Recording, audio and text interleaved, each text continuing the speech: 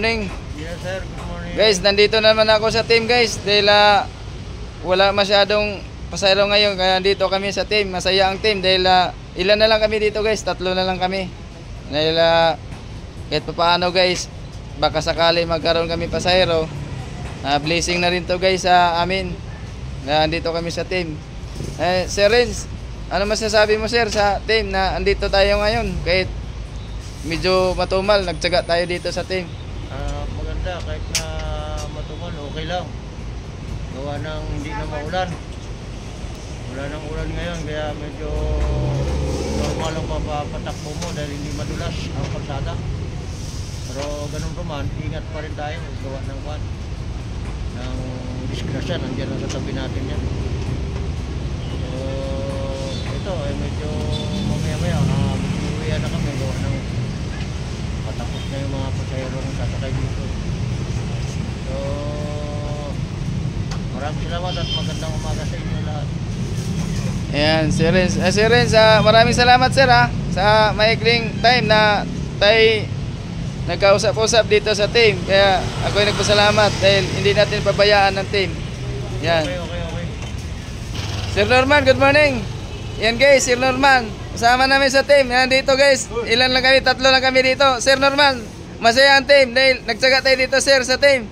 Kaya isa ka sir sa supporter sa team. Masaya. Dahil dito lang tayo. Tayo lang 3 ni Sir Renz.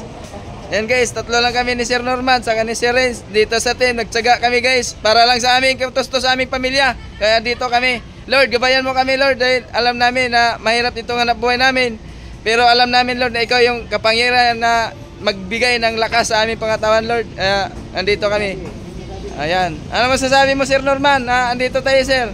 Nagtsaga tayo dito sa team. Ayan guys. Pasalamat lang sa lagi kay Lord na binigyan ng lakas ng pangatawan namin sa araw-araw guys. Kaya yan lang masasabi ni Sir Norman. Sir Norman, salamat sir Ayan. Yan guys. Okay, good morning. Yan guys, kaibigan ko dito sa team. Andito guys, ito ang hanap buhay niya. Kaya humanga ako dito kahit ganito ang hanap buhay niya guys. Para may pantusto sa pamilya niya na nagtaga sa ganitong kalakal guys.